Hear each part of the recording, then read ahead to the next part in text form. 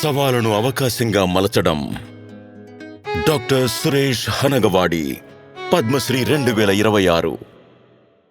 1963లో జన్మించిన ఆయనకు haemophilia B ఉన్నట్లు నిర్ధారణ అయ్యింది. ఇది ఒక జన్యుపరమైన రుగ్మత. దీనిలో రక్తం సరిగ్గా గడ్డకట్టదు. మా అమ్మ నన్ను పంజరంలోని చిలకలాగా పెంచింది. హిమోఫిలియాకు సరైన చికిత్స అందించకపోతే కీళ్లకు పదే పదే కలిగే నష్టం చివరికి శాశ్వత వైకల్యానికి దారితీయవచ్చు, ముఖ్యంగా పిల్లల్లో. పెద్దవుతున్నప్పుడు ఆ వాస్తవాన్ని స్వయంగా అనుభవించిన డాక్టర్ సురేష్ హిమోఫిలియాతో బాధపడే ఇతర పిల్లలు కూడా ఒక సాధారణ జీవితాన్ని గడపాలని ఆశించారు.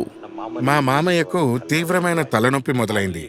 ఆయన డాక్టర్తో, నాకు హీమోఫీలియా ఉంది, నా మెదడులో బ్లీడింగ్ అవుతున్నట్లు నాకు తెలుస్తోంది అని అన్నారు. తనకు 2-3 సీసాల రక్తం ఎక్కించమని ఆయన డాక్టర్ను బ్రతిమాలారు. అది సైనసైటిస్ అని భావించి డాక్టర్ ఆయనకు యాంటీబయాటిక్స్, పెయిన్ కిల్లర్స్ ఇచ్చి ఆ రోజే మమ్మల్ని ఓపీడీ నుండి పంపించేశారు. ఆ తర్వాత ఏమైంది అంటే, ఒక పార్కులో భరించలేని నొప్పితో ఆయన నాతో అన్నారు, అందుకే నువ్వు డాక్టర్ అవ్వాలి అని. తర్వాత ఆయన వారం రోజుల్లో చనిపోయారు. అప్పుడే నేను డాక్టర్ అవ్వాలని నిశ్చయించుకున్నాను. అయ్యాను కూడా. డాక్టర్ సురేష్ ఎంబీబీఎస్ ను, ఆ తరువాత పాథాలజీలో ఎండీని పూర్తి చేశారు. తన మొదటి స్టైఫండ్తో ఆయన కర్ణాటకలోని మొట్టమొదటి హిమోఫిలియా సొసైటీని ప్రారంభించారు.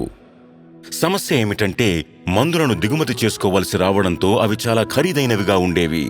కాబట్టి ఏ రోగి కూడా చికిత్స లేక బాధపడకూడదని ఆయన నిధులను సేకరించడం ప్రారంభించారు. ఆయన సమాజంలోని అన్ని వర్గాలతో కలిసి ఈ కార్యానికి సహకరించేలా వారిని ప్రోత్సహించారు.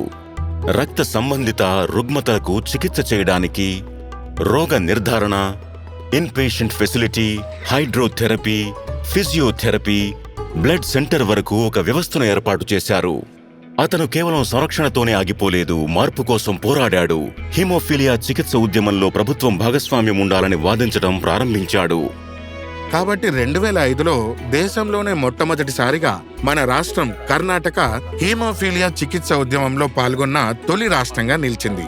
కరుణ, ధైర్యంతో కూడిన జీవితం విషయానికి వస్తే డాక్టర్ హనగవాడి ఒక ఆదర్శమూర్తిగా నిలుస్తారు.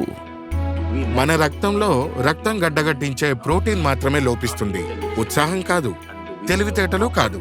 సరైన చికిత్సతో హీమోఫీలియా పిల్లలు ఈ వైకల్యం నుండి, నొప్పి నుండి విముక్తి పొందగలరు. డాక్టర్ సురేష్ హనగవాడి, పద్మశ్రీ 2026. కోటి కోటి వందనాలు.